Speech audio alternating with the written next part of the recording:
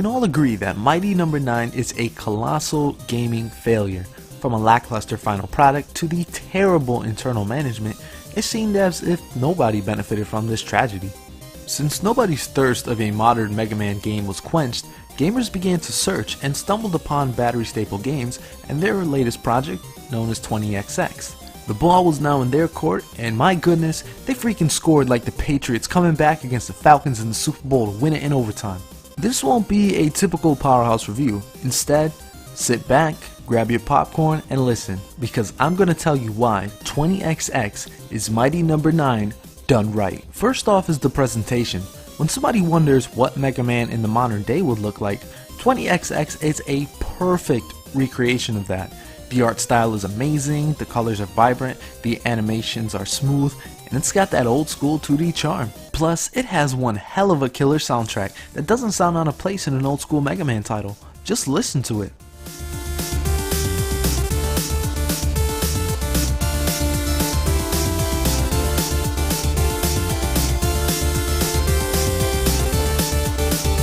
XX not only nails the look, but also the feel of a Mega Man classic.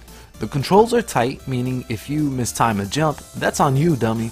You really gotta get good if you're struggling. In 20XX, you play as either Nina or Ace, which play as Mega Man and Zero respectively. One is range focused while the other is melee focused. Both characters are well balanced and are very effective in the hands of a good player. What I believe what Mighty No. 9's biggest flaw was is the level design. It relied way too much on insta-kill death traps and bottomless pits, as well as a lethal dose of leaps of faith. The level design in 20XX, however, is the complete opposite, which is surprising considering each level is procedurally generated. The levels revolve around timing, precision, and a small dash of luck every now and then. Plus, there are multiple paths for each level, allowing and encouraging you to experiment. Mega Man is well known for their bosses and their awesome powers you can obtain.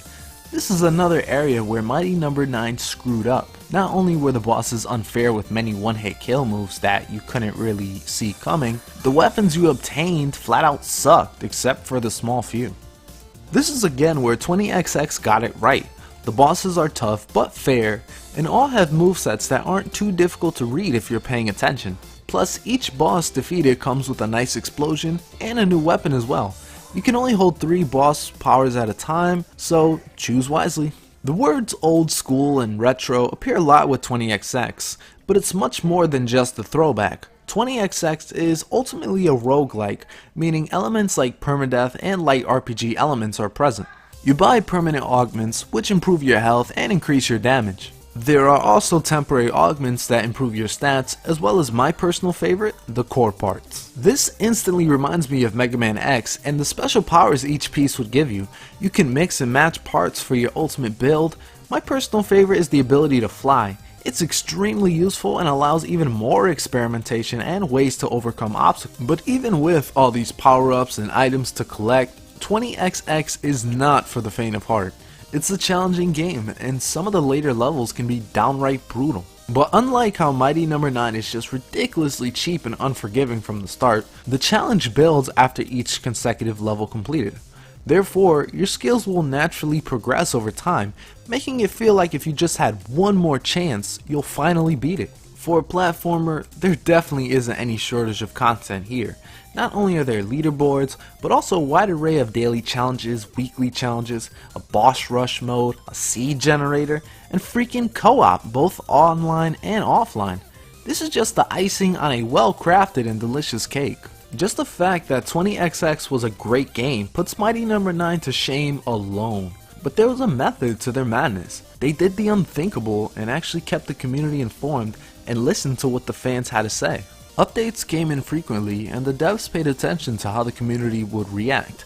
However, they never made knee-jerk reactions. Instead, they would reach out and find what they liked and didn't like with the update, and find a compromise to satisfy everyone's desires. It's sad how rare this is nowadays, but it's absolutely essential if you put your heart and soul into a project and want to see it be enjoyed by the masses. So, did you take any notes down, KJ Inafune?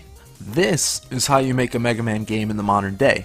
You find out what exactly we like about Mega Man, get rid of all the overlooked issues, and modernize it without forgetting what made the series great in the first place. Plus, talk to your damn community. Player feedback is more important than ever, so listen to the fans every once in a while. They're giving you creative ideas for free. Congrats and shout out to Battery Staple Games for all the hard work and dedication put into 20XX. You've restored hope to all the Mega Man fanboys and watched the bitter taste of Mighty Number 9 for good. Thank you guys for watching as always. This is Pow3rh0use, signing off.